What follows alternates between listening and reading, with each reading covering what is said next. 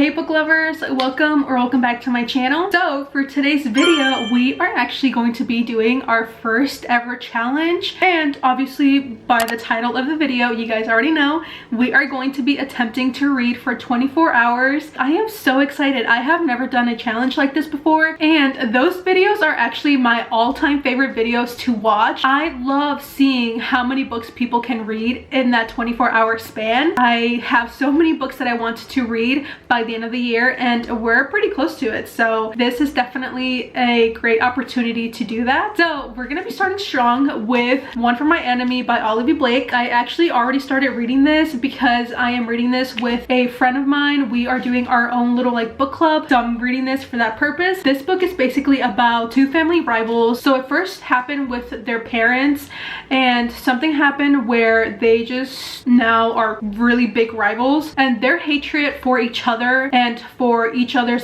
family names bleeded through to their kids, and so they grew up hating each other, and so two of their kids actually end up kind of falling for each other. And oh my god, there's just so many things that happen in this book. Even from the beginning I was just shocked. I just could not believe it, and just how much this hatred has come between them. And I'm just like, are you guys not tired of just fighting with each other? And why would you put your troubles and your hatred into your kids? Because of that, so many things happened, and it's so good. I highly recommend this book. It is a little bit of a slow burn. I'm in a point right now where I'm kind of bored, but I think that's mostly because I am in a little bit of a reading slump, and so I haven't really dived really deep into this book as much as I wanted to. We're gonna start with this one, and we are actually gonna be starting our 24-hour mark. I am so excited. Oh my god, I can't believe that I'm gonna be doing this. So yeah, without further ado, let's start our reading challenge.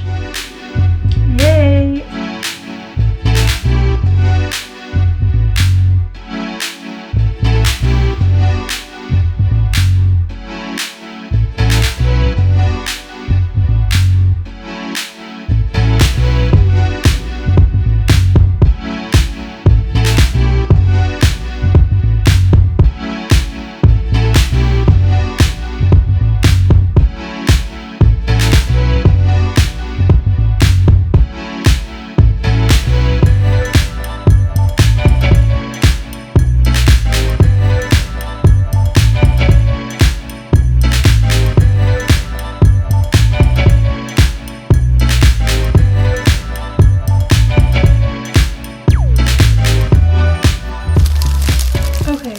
So I just finished reading One for My Enemy, and I was going on Goodreads because I didn't really know what to give it. It felt like a very long book to read, and even though I really loved some parts of it, I don't know, some parts just seemed a little messy, where it's supposed to be kind of like a fantasy, but the fantasy part of it wasn't really explained. So each one of the sisters had a special talent, and some of those things were just not really explained, and there were situations that were happening where it just happened without no explanation. So there were parts that I was confused. So yeah, there was just so much unexplained parts of it, but I really did enjoy the romance of it. I'm really happy though that I finished it. I've been reading it for honestly probably a week, so maybe that's why it also felt so long, but I'm so excited because I am going to be reading Passion on Park Avenue by Lauren Lane. I've been wanting to read this book for so long. So she is the daughter of a housekeeper, and where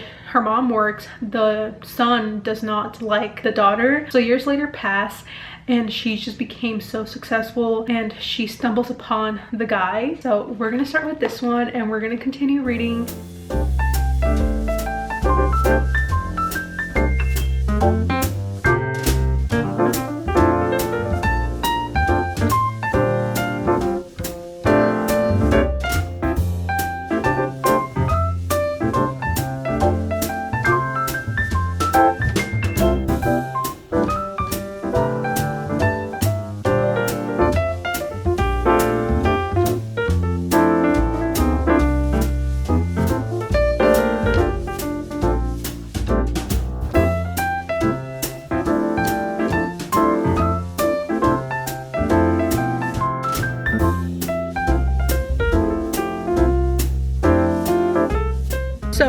actually the next day. So how I'm gonna do this is I'm gonna split it up into 2 days. So one day I'm gonna do 12 hours and then the next I'm gonna do the other 12. And for each day, I'm not gonna stop the timer. So each day that I do the 12 hours, I'm not gonna stop it, just so I can see how much I can realistically read in that span. Right now, I'm actually pretty far into Passion on Park Avenue and I am on page 158. So this book just starts out so good because she finds out that the person that she was actually seeing had a wife and different other women that he was also sleeping with. When she's on her way to his funeral, she's just like, you know what, I'm not gonna do that. Why would I go to his funeral? So she just goes to Central Park. She actually bumps into his wife and another one of his side girls, and they just kind of form a relationship, and they kind of make a pact where they tell each other like their relationships and kind of like watch each other out with different men, so like it doesn't happen again. Her nemesis from when she was like 8 years old is also in here, and he does not know who she is. And oh my god, just like everything that happens in this book is just so good. And like this is like the perfect rom-com. The way that she writes these characters are so good and like so mature, and like they actually talk and like their actions are like what they're supposed to be in this book, and like they're supposed to be mature, they're supposed to be like in their 30s, and like this is just like the perfect rom-com book without like all like that cringiness that you get from those books. But I do have a couple errands to run, so I did bring the book with me and my headphones so I can switch to audiobook because I just need to do some stuff. So I started the timer and we're gonna start reading in audio format and we're gonna head out, so let's go.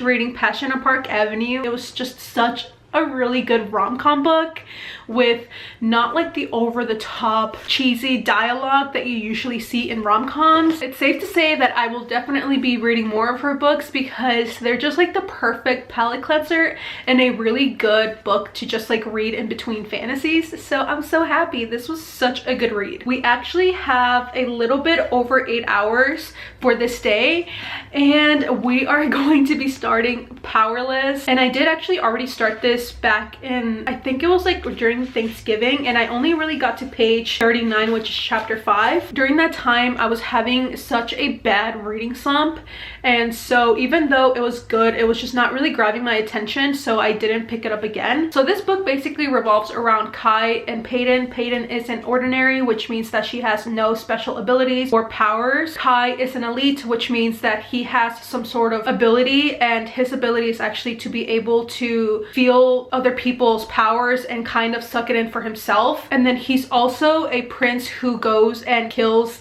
ordinaries. And something happens where Peyton actually is sent to these trials where all the elites go and fight, and so it kind of gives up Hunger Games, but Peyton does not have any powers. Yeah, we're gonna start with this one. We don't have much time left, so I'm gonna stop rambling and we're gonna continue and start reading this one. So let's go.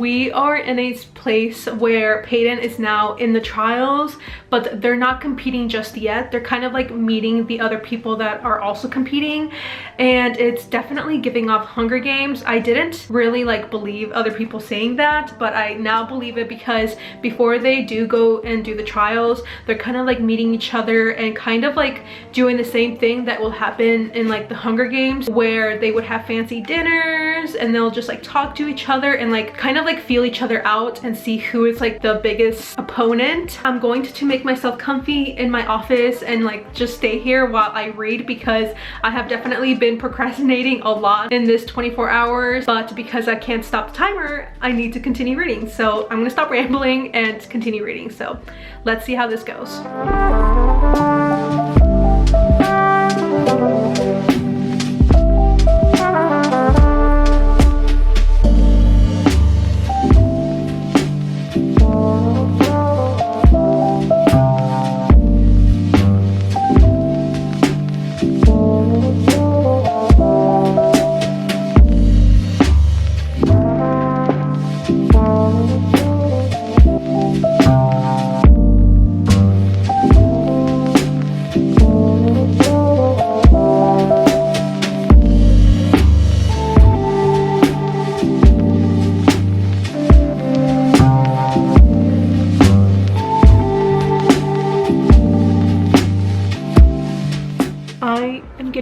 Tired, and it's literally only 9 p.m. I feel like I've been the most tired since this time changed, and it's just because it gets so dark so early, so I feel like it's supposed to be later than it truly is. So I'm starting to read a little slower, and I literally only have an hour and 22 minutes to finish this book, and obviously I won't be able to do that.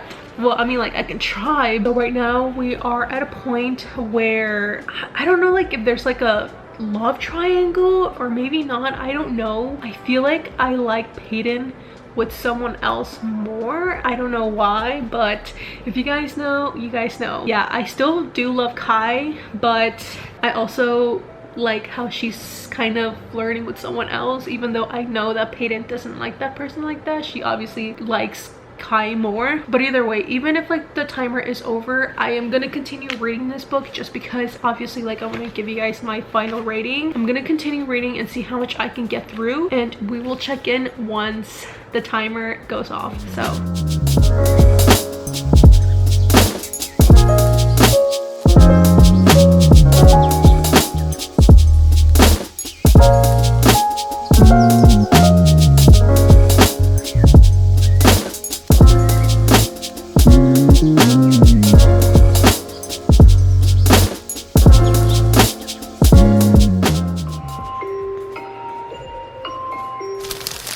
it's the next day, and when the actual timer went off, I got to page 53, and I just continued reading once the challenge was over, just because I didn't want to leave you guys hanging. So these are the books that we finished in 24 hours. I am a little bummed out though when I first started this challenge, because when I did split it up to 2 days with 12 hours in both of those days, the first day, it was just, I was just in such a bad funk with reading in general that I was just procrastinating way too much in the first day, and I just wish that I just didn't do that. But I am also glad that I did give myself a time frame, because if I did what other people did, which was anytime that they stopped reading, they just stopped the time, like, I had to give myself like that kind of like timer, because I just knew myself, and if I gave myself that kind of leeway where I just stopped when I stopped reading, it would take me way too long. So the first book that we read was One for My Enemy by Olivia Blake. The ending was just not what I expected. Throughout the book, just like a lot of things that were happening were never really explained or just brushed off. So there was just so many different like unanswered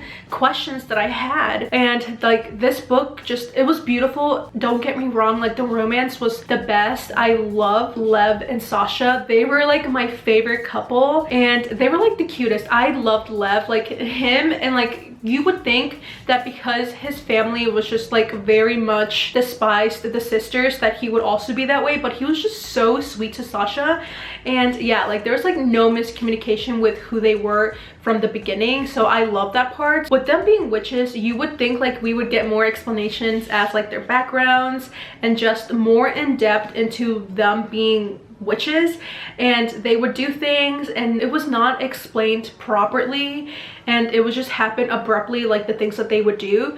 So like that was just like the only thing that kind of like threw me off. And the ending, like I did not like the ending at all. It just didn't really feel right, and there was like no real reason for the ending to have happened. So for that, this book is just going to be a 3.25, because it did what it did, which was just entertain me, and it was a good book. It's just there was just many aspects of it that just felt really flat for me. I just wish we got more of the actual fantasy. So after that one, we read Passion on Park Avenue, and this book was just so cute. I loved every second of this book.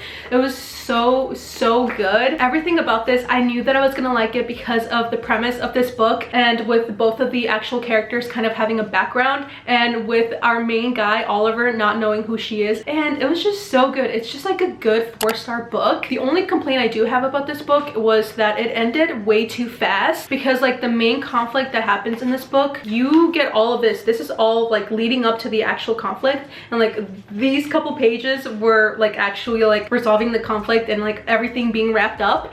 And so that kind of like threw me off a bit, with the ending just ending way too fast and everything being resolved way too fast as well. So yeah, other than that, I did love this. And for the star of the show, Powerless by Lauren Roberts. So for this one, I am gonna give it a 4 stars as well, maybe like a 4.5. I don't know, like it's just not my 5 stars, because for me 5 stars, I'm just not gonna give it to any book. It just has to give me that 5-star feeling, and this was not what it, like it didn't give me that. I think that because people hyped it up way too much and comparing it to their experience with Divine Rivals, Fourth Wing, I already had such high hopes with this one, and I was waiting for what I felt with those books in this one, and it never really happened. So I think like that was my fault for having those high expectations with this book. There were amazing parts, really great parts, especially when the trials were happening. It just reminded me so much of the actual trials in the Hunger Games, and it made me want to watch that movie so badly and read the books. Even though this book was great, I feel like it was just that I was just missing what I felt with my other 5 stars. So I don't know what that would be though. So